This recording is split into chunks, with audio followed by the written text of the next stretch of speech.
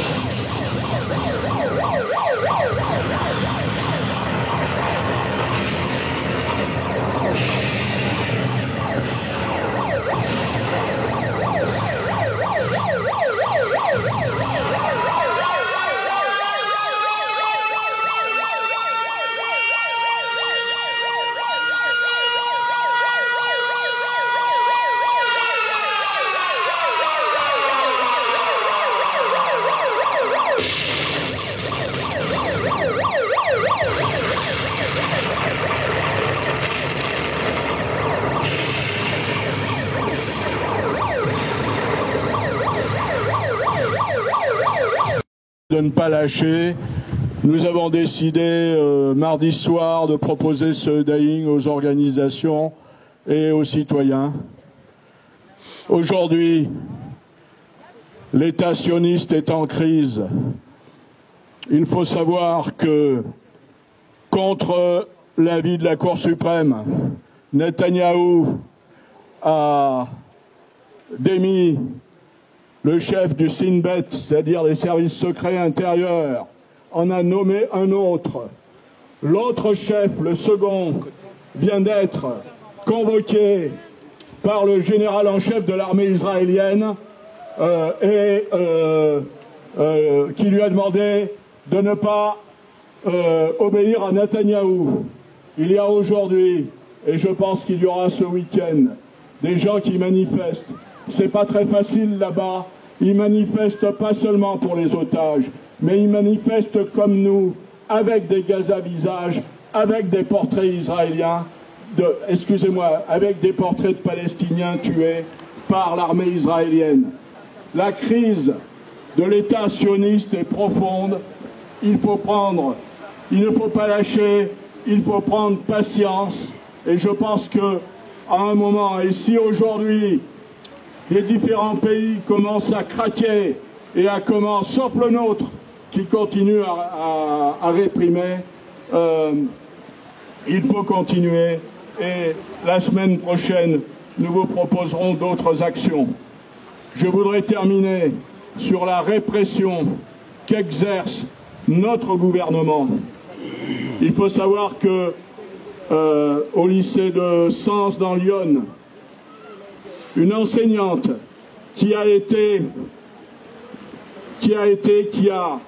à qui ses élèves ont demandé de faire une minute de silence pour les enfants de Palestine, pour les enfants de Gaza, a été suspendu par le rectorat. Alors, mercredi prochain, il y aura un rassemblement national à Paris à l'appel des syndicats contre cette suspension, parce que notre gouvernement continue à réprimer et continue, tout en faisant de bonnes paroles, à réprimer ceux qui défendent la Palestine. Alors ne nous laissons pas impressionner. Ne nous laissons pas impressionner.